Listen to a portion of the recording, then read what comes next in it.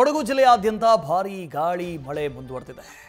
ಚಲಿಸ್ತಾ ಇದ್ದಂತ ಆಟೋ ಮೇಲೆ ಮರವೊಂದು ಬಿದ್ದು ಚಾಲಕ ಪ್ರಯಾಣಿಕರು ಜೊತೆಗೆ ಮಹಿಳೆಗೆ ಗಾಯವಾದಂತ ಘಟನೆ ಸೋಮವಾರಪೇಟೆಯ ಜಂಬೂರಿನಲ್ಲಿ ನಡೆದಿದೆ.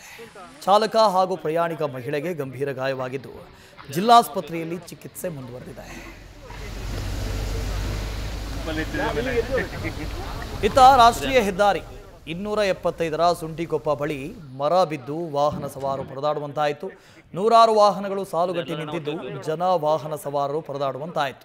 ಪಂಚಾಯಿತಿ ಮತ್ತು ಅರಣ್ಯ ಇಲಾಖೆ ಸಿಬ್ಬಂದಿ ಮರ ತೆರವು ಕಾರ್ಯ ನಡೆಸಿ ವಾಹನ ಸುಗಮ ಸಂಚಾರಕ್ಕೆ ಅನುವು ಮಾಡಿಕೊಟ್ರು. ಇನ್ನು ಸೋಮವಾರಪೇಟೆ ತಾಲೂಕಿನ ಶಾಂತಳ್ಳಿ ಸಮೀಪದ ಜೇಡಿಗುಂಡಿ ಬಳಿ ಗುಡ್ಡದ ಮಣ್ಣು ರಸ್ತೆಗೆ ಕುಸಿದಿತ್ತು. ವಾಹನ ಸವಾರರು ಪರದಾಡುವಂತಾಗಿದೆ. ಸೋಮವಾರಪೇಟೆ, ಪುಷ್ಪಗಿರಿ, ಮಲ್ಲಳ್ಳಿ, ಬಿಸ್ಲೆ ಘಾಟ್, ಸುಬ್ರಹ್ಮಣ್ಯ ಸಂಪರ್ಕದ ರಸ್ತೆಯಲ್ಲಿ ಕಳೆದ ವರ್ಷವೂ ಕೂಡ ಭಾರೀ ಪ್ರಮಾಣದಲ್ಲಿ ಗುಡ್ಡ ಕುಸಿದಿತ್ತು. ಈ ಬಾರಿ ಮತ್ತೆ ಮಣ್ಣು ಕುಸಿತಾ ಇದ್ದು ಸವಾರರು ಆತಂಕದಲ್ಲಿಯೇ ಸಂಚರಿಸುವಂತಾಗಿದೆ. ಜೆಸಿಬಿ ಮೂಲಕ ಮಣ್ಣು ತೆರವುಗೊಳಿಸಲಾಗಿದೆ.